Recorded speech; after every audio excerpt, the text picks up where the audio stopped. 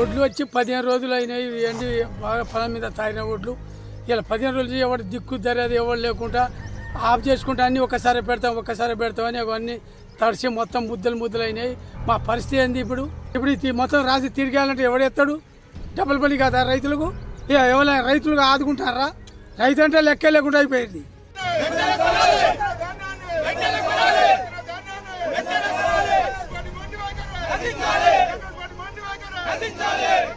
ధాన్యం కొనుగోలు చేయక రైతులు బాగా ఇబ్బంది పడుతున్నారు. వెంటనే గవర్నమెంట్ స్పందించి ధాన్యాన్ని కొనుగోలు చేసి సహకరించాలి. మిల్లర్లు సిండికేట్ అయ్యి మమ్మల్ని ఇబ్బంది పెడతారు. అధికారులు మిల్లర్లు అందరు సిండికేట్ అయ్యి మమ్మల్ని ఇబ్బంది పెడతారు.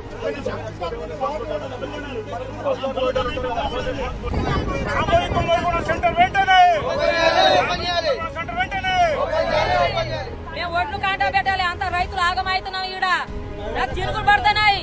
ఇప్పుడు నేల అవుతుంది. మేము వరకు కోసేది ఇన్నే ఉంటాం.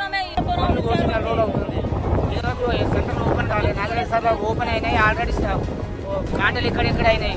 ఇప్పుడు ఎక్కడెక్కడ ఒడ్లు తడిసి ముద్దయి ఏ గది లేక మాకు చాలా అవసరం పడుతున్నాం. కనీసం ఇవాళ రేపట్ల దయదలిసి మా మీద ఈ ఒడ్లను సెంటర్లను ఓపెన్ చేయాలని కోరుతున్నాను.